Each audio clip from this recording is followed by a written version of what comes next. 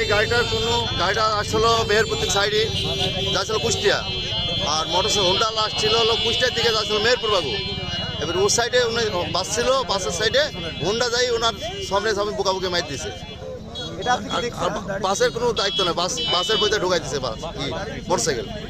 মেহেরপুর কুষ্টিয়া আঞ্চলিক মহাসড়কের গাংনী উপজেলার আকুবপুরে যাত্রীবাহী বাসের সাথে ভয়াবহ মোটরসাইকেলের সংঘর্ষে ঘটনাস্থলেই মোটরসাইকেল আরোহী সিয়াম নামের এক শিক্ষার্থীর মৃত্যু হয়েছে।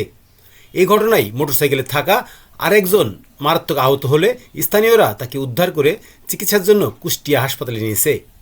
দুমড়ে মুচড়ে গেছে মোটরসাইকেলটি। দুর্ঘটনার খবর পেয়ে ঘটনাস্থলে গিয়ে মরদেহ উদ্ধার করে বামুন্দি ফায়ার সার্ভিস কর্মীরা। স্থানীয়দের বরাত দিয়ে বামুন্দি ফায়ার সার্ভিস জানিয়েছে, কুষ্টিয়ার দিক থেকে একটি মোটরসাইকেল যোগে দুজন আরোহী খুব দ্রুত গতিতে মোটরসাইকেল চালিয়ে আসছিল। অপরদিকে মেহেরপুর থেকে ছেড়ে আসা একটি যাত্রীবাহী বাস গাংনী উপজেলার আকুবপুর নামক স্থানে পৌঁছলে মোটরসাইকেলটি সজোরে বাসের সামনে ধাক্কা মারে। এতে ঘটনাস্থলে মারা যায় সিয়াম। তার সাথে থাকা রাকিব নামে আরেকজন মারাত্মক আহত হলে স্থানীয়রা দ্রুত তাকে উদ্ধার করে কুষ্টিয়া হাসপাতালে নেওয়ার পথে মিরপুরের মধ্যে মারা যায়। নিহত সিয়াম গাংনী উপজেলার পিত্তলা গ্রামের প্রবাসী আলেকের ছেলে ও একই গ্রামের সোহরাব হোসেনের ছেলে আব্দুল বাকি।